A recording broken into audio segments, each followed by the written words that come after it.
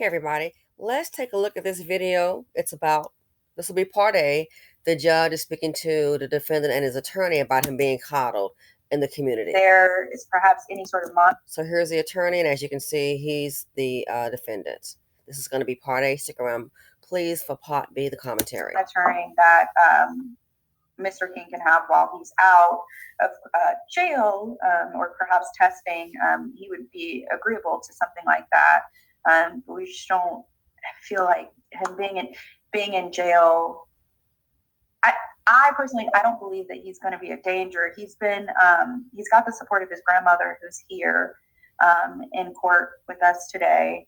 And like I said, he's gainfully employed, and he does have a child, and he does have a lot to lose, and he understands that, especially having. Well, Ms. Hunt, it's not necessarily that I think he's going to be a danger per se. The concern that I have is that he's gotten 2 subsequent charges, one of which definitely involves alcohol, since he got a DUI. And so all of these things coming into play, you can present all of this to me as the reason why I shouldn't put you in the jail, but none of that kept you from getting 2 subsequent charges after a DUI. I don't understand what's going on. Like, now I'm supposed to feel bad. Oh, he's got a 2-year-old. Well, that was your choice. Nobody told you to go out there and you got pending charges and your life is probably not stable and you out here having babies. I'm not a proponent of just willy-nilly having children and then using them to try and play on the court's heartstrings, because I feel like children deserve the absolute best that we can give them. And when we just out here having them and then trying to figure it out on the back end, I'm not a proponent of that. And I see your grandmama sitting back there with her hands over her face, praying for you and everything. And I think that's a good thing. But I think that you need to take some personal responsibility. You're 25. You've chosen to have a child and become a parent.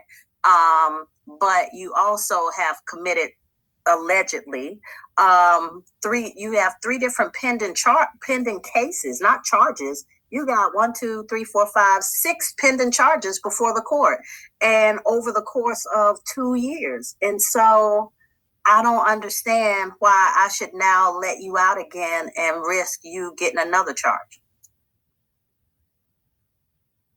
Because if you stay in jail, you'll come up next on the trial calendar. We can go ahead and try these cases and get them done. We can try them back to back to back. So,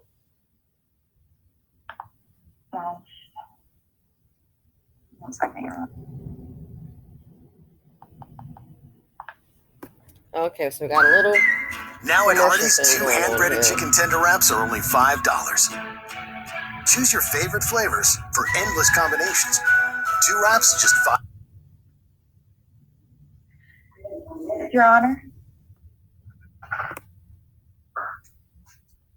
Yes, ma'am. If I could just say one last thing on behalf of Mr. King.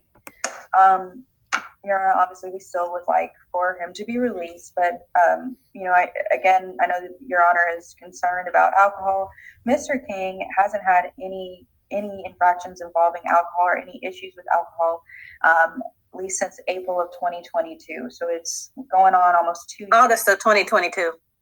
Well, I think the last case involving alcohol, Your Honor, was the one ending in 0297, is my understanding. You go tell me he was stone cold sober when he went over there to the same person from the April incident? All right, I'm going to let you have that one.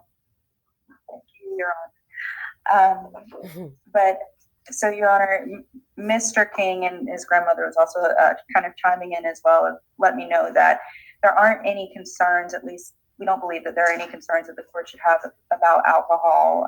He's kind of been on a straight and narrow for over the last year, and so we would like the opportunity for him to get out of jail and kind of fight these charges from the outside, because he does maintain with me that he's not guilty on all of the cases, and that's kind of what I was trying to explain to him as to why we won't go into the details of that here today as to what happened in each of those cases, but without doing that, he does want the court to release him.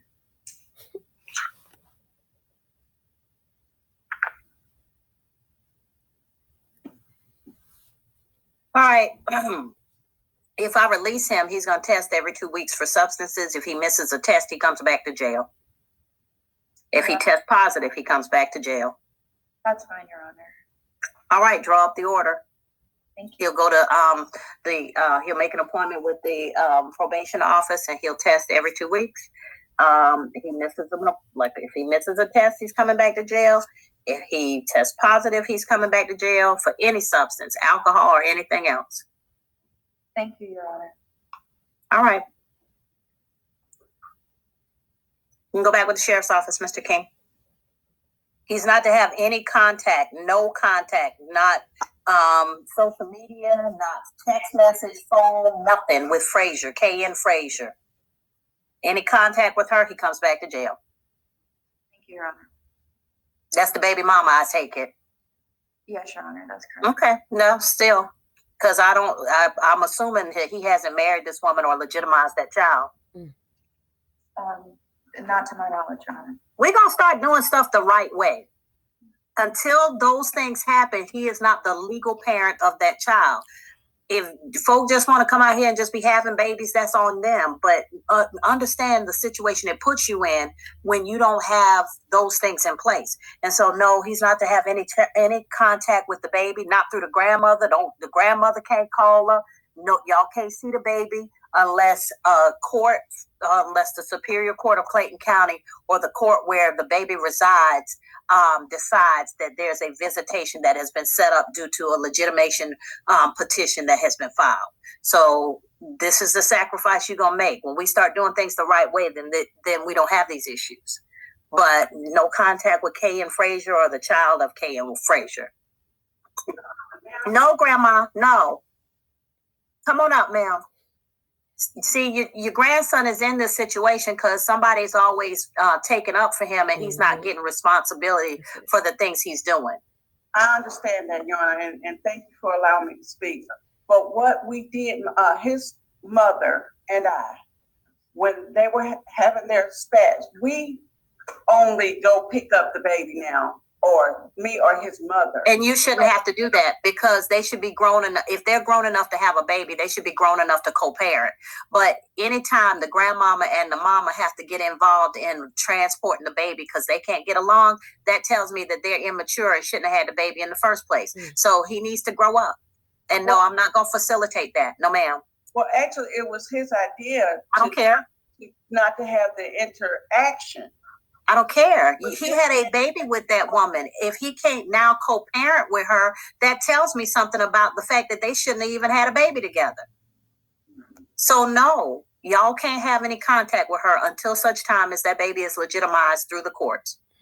And what court do you do that? Superior Court. And that's not your job, ma'am. That's his job. I just like to have the information. I get that, but we are raising trifling men. Yep. We're doing so much for them that we're not raising men. We're raising little boys that some other woman is going to be burdened with taking care of. Even if he gets back with K.N. Frazier, she going to have to do everything for him because you and his mama are coddling him. There was a time in this country where once you left your parents' house, you were responsible and you had to make your way and be responsible. Every successful person I know, including myself, you get from your parents instructions when you finish high school. Hey, I don't know what you're going to do. College, military, work, but you can't live here. And we are so busy coddling. I know he has a place now, but we're so busy coddling, especially young men. We seem to be wanting to raise women to be responsible. Mm-hmm. You got to go out and get a job. You got to do this. You got to do that. But parents continue to coddle these young men. And so they end up not being responsible for themselves or anybody else. He's a parent now, so he's grown. So anything that happens on his behalf or his child's behalf, he has to handle it. Y'all need to stop stepping in. I respect what you just said, but in the case, no buts. He stepped in and is taking care of her daughter that is 4.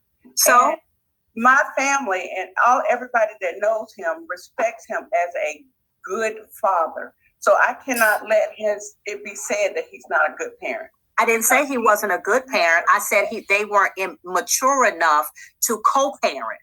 I recognize that. But I do want it to be on record that he is. No, I didn't say he wasn't a good parent, and there is a path to him being able to parent his child. I told you what it is. But what I'm saying to you is, you and his mama can't live his life for him. And as long as y'all are doing for him, then he won't be able to do for himself. Thank you for that, Your Honor. I'm just. Whoa. This is a little bit long. Then the judge goes into talk about basically how when she was younger, she had to get out and go to school and pay for her student loans and be responsible. I'm going to stop it here. Let's go ahead and get to part B, the commentary, people.